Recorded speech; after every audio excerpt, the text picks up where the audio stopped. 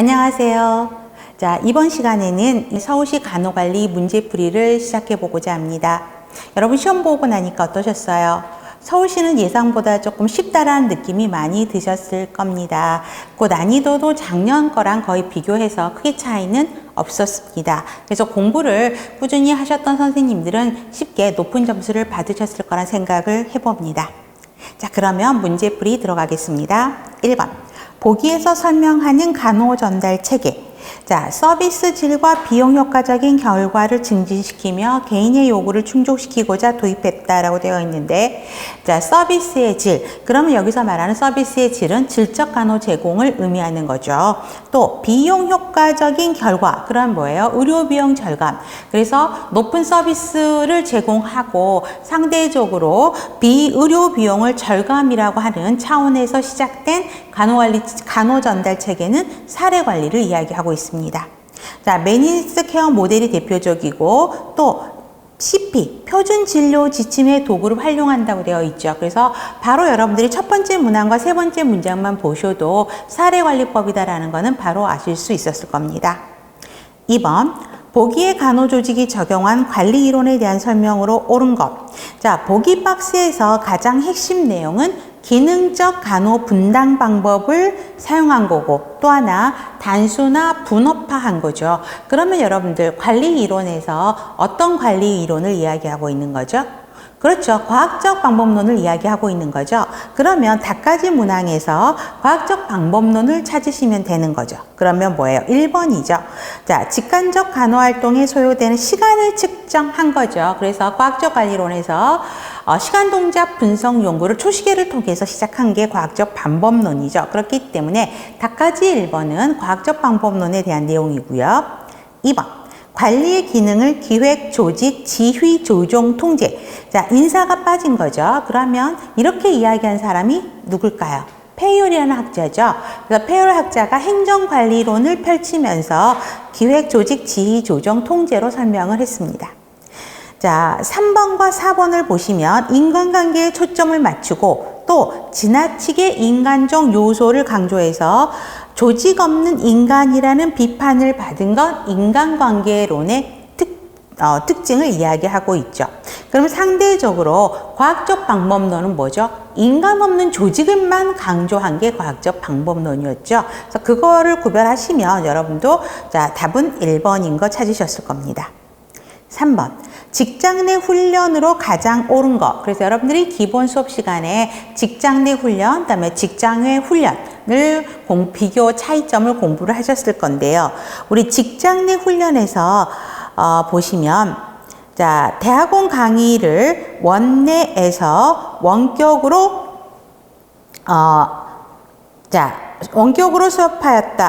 이수하였다라는 거고요. 우리 대표적인 지금 3번 닦아지 상에서 우리 직장 내 훈련, 그러면 항상 들어가는 게 뭐였죠? 프리셉터 교육이 직장 내 훈련으로 들어갔었죠. 그래서 그거를 알고 계시면 바로 답은 3번으로 정리하셨을 겁니다. 프리셉터로부터 암 환자의 화학 약물 요법 간호 실무 교수를 배웠다. 이게 직장 내 교육 훈련에 들어가고, 자, 2번. 전문교육기관의 전문 강사로부터 CS 항상 전략 교육을 수강했다라고 하면 이거는 직장 외 훈련에 들어가는 것들이죠. 자, 그래서 그 차이점들을 여러분들이 보시면 답을 볼 수 있었을 겁니다. 4번, 보기의 간호조직에서 사용한 인적 자원 확보 방법으로 가장 옳은 것. 자, 그러면 여러 명씩 지원자를 그룹으로 나눠서 특정 문제에 대해서 자유롭게 토론하고 토론 과정에서 지원자들의 현재 행동, 잠재적 행동을 파악한다라고 하는 거는 면접 방법의 종류에서 어떤 거 들어가죠? 그렇죠. 집단 면접이죠. 그래서 이 내용은 여러분들이 기본서에도 그런 똑같은 문항들이 있는 거를 볼 수 있습니다. 정형적 면접이라고 하는 거는 정형적인 질문 리스트를 놓고 거기에서 면접하는 사람들에게 면접자들이 계속 같은 질문을 하는 것들이 정형적 면접이고요. 스트레스 면접은 스트레스를 유발하는 상황을 만들어서 그 스트레스에 대처하는 방법을 보는 게 스트레스 면접인 거고요. 패널 면접은 면접자가 여러 명이죠. 그래서 여러 명의 면접자가 한 명의 피면접자를 평가하는 방법입니다. 그래서 여러분들이 기본서에도 면접의 종류에서 이 답가지에 있는 4가지 면접의 종류에 대한 정의를 보신 기억이 있을 겁니다. 5번, 보기에서 설명하는 환자의 권리. 자, 진료와 관련된 신체 건강상의 비밀과 사생활의 비밀을 침해받지 아니한다. 의료인과 의료기관은 환자의 동의를 받거나 범죄 수사 등 법률에서 정한 경우 외에는 비밀을 누설, 발표하지 못한다. 우리 답가지 1, 2, 3, 4가 환자의 권리에 대한 내용이죠. 그러면 우리가 그 동안에는 어떤 게 가장 많이 나왔죠? 알 권리 및 자기 결정권이 한 2번 이상 나온 걸로 여러분들이 알고 계실 겁니다. 그럼 보기에서 강조하는 거는 뭐죠? 비밀을 보호받을 권리죠. 그래서 비밀, 사생활의 비밀을 침해받지 않는다. 이건 한 번 하면 바로 답이 나왔을 겁니다. 6번, 보기에 해당하는 대학병원 5년차 간호사에게 허즈버그의 이론에 따라 동기 요인을 충족시킨 것으로 가장 옳은 것. 자, 허즈버그의 이 요인은 동기 요인과 위생 요인으로 나눴고, 허즈버그는 어떤 걸 강조했죠? 그렇죠. 동기 요인을 강조했죠. 그래서 구성원들을 동기부여시키기 위해서는 동기 요인을 충족시켜야지 동기부여가 된다라고 이야기를 했습니다. 그러면 자, 지금 보기에서 대학원 진학을 희망한다, 동료의 부족, 타 병원보다 급여가 적다, 경력 간호사를 위한 복지 정책이 미흡하다. 그러면 대학원 진학을 희망한다가 동기 요인과 관련되는 거고, 그다음에 동료의 급여, 복지 정책, 이 3가지는 위생 요인에 속하는 거죠. 그래서 문제는 동기 요인을 충족시킨 거라고 본 거니까 바로 들어가셔야죠. 대학원 진학을 희망과 관련하는 거. 그래서 답까지 1번이 되는 거죠. 그래서 대학원 진학의 기회를 제공하고 근무표를 조정해 주는 게 동기 요인에 해당하는 것입니다. 나머지는 2, 3, 4가 전부 이거는 위생 요인을 이제 충족시키는 방법에 속하는 것입니다. 7번. 보기의 간호조직에서 제공한 보상의 종류로 가장 옳은 거. 여러분 핵심 단어는 뭐죠? 근속 연수, 학력, 연령을 기준으로 하는 거니까 연공급 제도죠. 그래서 이렇게 쉬운 문제가 나올 거라고는 생각을 안 하셨을 겁니다. 굉장히 쉽게 나왔었고요. 그 다음에 8번. 집단 의사결정에 대한 설명으로 가장 옳은 것. 그러면 집단 의사결정의 장단점에 대해서 항상 시험 문제 나온다라고 제가 수업 시간에도 굉장히 강조했던 부분이죠. 자, 의사결정에 대한 수용성이 높죠. 왜 그러죠? 여러 명의 구성원들이 모여서 서로 머리를 맞대고 의사결정, 그러니까 합의를 하긴 거기 때문에 그 결정된 사항에 대해서는 수용성이 굉장히 높은 게 장점입니다. 의사결정에 대한 책임 소재가 명확하다? 아니죠. 최종 결과에 대한 책임 소재는 서로 미룰 수 있죠. 그래서 책임 소재가 애매할 수 있다는 거죠. 모호합니다. 의사결정에 대한 시간과 비용이 절약되는 게 아니라 많은 시간과 에너지가 소요되고 비용도 상대적으로 굉장히 많이 들게 되죠. 개인의 편견이나 특성이 의사결정에 많은 영향을 주는 것은 개인적 의사결정의 특성입니다. 답은 1번인 거고요. 자, 9번. 브루스 터크만의 터크말 모델의 팀의 형성기에 대한 설명으로 가장 옳은 것입니다. 자, 터크만 모델이 처음 나왔죠. 그런데 저랑 같이 수업하셨던 선생님들은 아마 이거 다 풀어보셨을 거예요. 제가 수업 시간에도 국시에서 문제가 이 터크만이 문제가 많이 나오는 것 같아요. 그래서 정리하실 좀 필요가 있을 겁니다. 라고 강조를 했고요. 기본 수업 시간에도 이 내용을 한번 정리를 했던 기억이 나실 겁니다. 자, 형성기에 대한 설명으로 옳은 거라 그랬어요. 그러면 자, 터크만 모델에서 가장 대표적인 게 형성기죠. 팀이 만들어지는 거, 그 다음에 갈등기, 그 다음에 어떻게 나오죠? 규범기.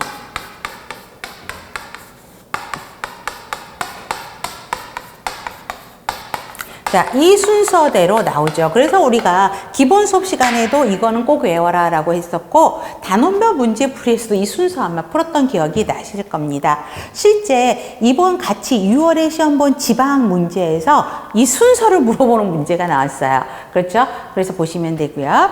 자, 근데 9번 문항에서는 이제 형성기에 대한 특성을 물어보는 거죠. 그래서 각각의 이 단계에 있는 특성을 물어보는 문제가 이제 나왔습니다. 자, 그러면 1번 볼게요. 구성원의 갈등과 혼란이 빈번하게 발생하고 리더의 팀 운영 방식에 대해서 불만을 갖는 팀 구성원이 생기기도 한다라고 이야기합니다. 그러면 자, 1번은 어느 단계죠? 그렇죠. 갈등 혼란이 발생하고 리더의 불만을 갖는데요. 그럼 어느 단계? 갈등기의 단계 이야기를 하고 있습니다. 자, 왜 그러냐면 갈등기는 팀 구성원들 간에 서로 이제 상호작용이 시작이 되면서 그 서로가 가지고 있는 생각, 생활 방식의 차이로 서서히 갈등 혼란을 겪기 시작합니다. 그래서 1번은 갈등기의 특성을 이야기하고 있고요. 2번. 팀 구성원 개개인의 역할이 불분명하고 팀 구성원은 리더에 대한 의존도가 높다라는 것은 형성기의 특성입니다. 자, 팀을 처음에 형성기는 처음 만드는 단계죠. 그렇기 때문에 많은 것이 생소하고 아주 불명확한 관계입니다. 그렇기 때문에 공감대가 형성되지 않아요. 또 서로 어떤 역할을 해야 될지 애매모호한 상태가 됩니다. 불분명하고 그 다음에 그 프로세스라든가 일의 방법을 어떻게 해야 되는지 이런 것도 정립이 안 되어 있기 때문에 리더에게 의존하는 경향이 많은 시기가 형성기입니다. 그래서 2번이 답이고요. 팀 구성원들 사이에서 공동의 목표에 대한 공감대가 형성되는 것은 규범기의 특성을 갖고 있고요. 4번. 팀 내 문제가 발생해도 스스로 해결할 수 있는 힘이 있다라는 거는 이제 성취기를 이야기하고 있습니다. 그래서 팀으로서 제대로 기능하는 시기를 이야기를 하고 있죠. 보시면 되겠습니다. 자, 그 다음에 10번. 보기를 확인하기 위한 질 향상 분석 방법으로 가장 옳은 것. 자, 병동에서 근무 시간대와 낙상 건수는 관계가 있는가라고 이야기를 하고 있죠. 자, 그러면 자, 이 단계는 뭐예요?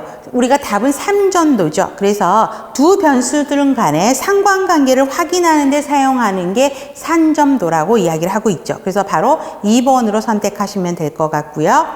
11번. 일반적으로 지켜야 될 감염관리 지침으로 가장 옳은 것. 그러면 보기 박스에서 가장 핵심 단어가 MRSA라고 되어 있죠. 그러면 MRSA면 뭐죠? 접촉주의 질환을 이야기하고 있죠. 그렇기 때문에 접촉주의에 대한 감염관리에 대한 내용을 찾으시면 돼요. 그래서 1번. 환자 간호 시 반드시 N95 마스크와 장갑을 착용한다. N95 마스크와 장갑을 착용하는 건 공기전파주의죠.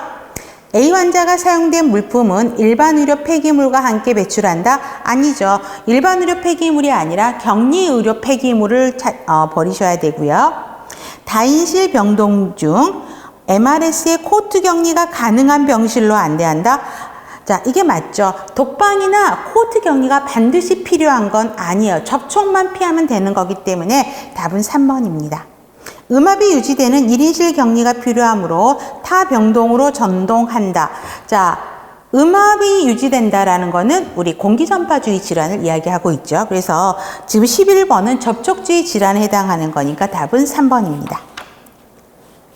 다음 12번입니다. 안전한 약품 관리 방법에 대한 설명으로 옳은 것. 자, A 간호사는 개봉 전 인슐린 주사제에 환자명 바코드를 부착하고 실온에 보관한다. 자, 여기에서 보면 우리 인슐린은 어떻게 돼요? 개봉하기 전에는 냉장 보관이죠. 그 다음에 개봉한 인슐린은 실온 보관이에요. 그래서 틀린 거고요. 사용 중단된 니페디핀 캡슐을 비품약으로 분류한다? 아니죠. 사용이 중단됐으면 바로 반납하셔야 되겠죠. 그래서 약국에 반납 처리하셔야 되겠고요. C 간호사는 근무 시작 전 응급칸트 약물의 종류와 개수가 정확한지 매번 확인하셔야 되죠. 특히 이 카트 약물은 매 2팀마다 체킹을 하는 거죠. 그래서 보시면 되겠고, 마약장의 열쇠와 잠금 장치를 같은 근무번 간호사에게만 알려주어 사용할 수 있게 한다. 아니죠. 마약장의 열쇠는 선임 간호사들에 의해서 각 2팀마다 인수인계가 되는 거고, 마약장이 어디에 있는지, 잠금 장치는 어떻게 되어 있는지, 열쇠는 누가 가지고 있는지는 다 모든 간호사들이 알 수 있게 해야 됩니다. 13번. 기획의 계층화 단계 중 보기에 해당하는 것. 자, 우리 이거 계획의 계층화에서도 많이 했던 거예요. 목표를 성취하기 위한 행동의 지침이 되며 구성원들의 활동 범위를 알려준다. 요 문장만 보셔도 바로 정책이구나 아실 수 있었을 겁니다. 그 다음에 14번. 낙상 발생 감소를 위해서 지속적인 질관리 활동을 기록하고 있는데 1년 동안 수행해야 될 활동을 시간에 따라 막대 그래프로 나타내서 진행 중인 업무나 프로젝트를 시각적으로 쉽게 파악할 수 있도록 도와주는 기획 방법. 이거 뭐죠? 우리 이거는 간트 차트라고 여러분들이 다 수업 시간에 공부하셨고 간트 차트의 장단점에 대해서도 공부를 하셨죠. 그래서 왼쪽에는 해야 될 업무들이 적혀져 있죠.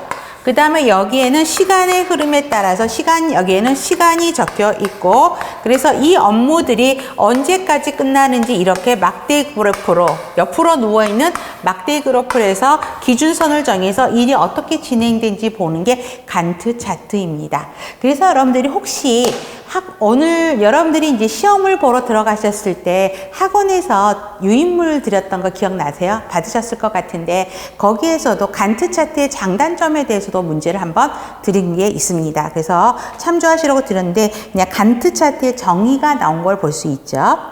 15번. A대학병원 간호부는 5년 이상의 경력 간호사를 대상으로 희망 부서에 근무하도록 하고 2년 뒤에 다시 원래 부서로 복귀하도록 했어요.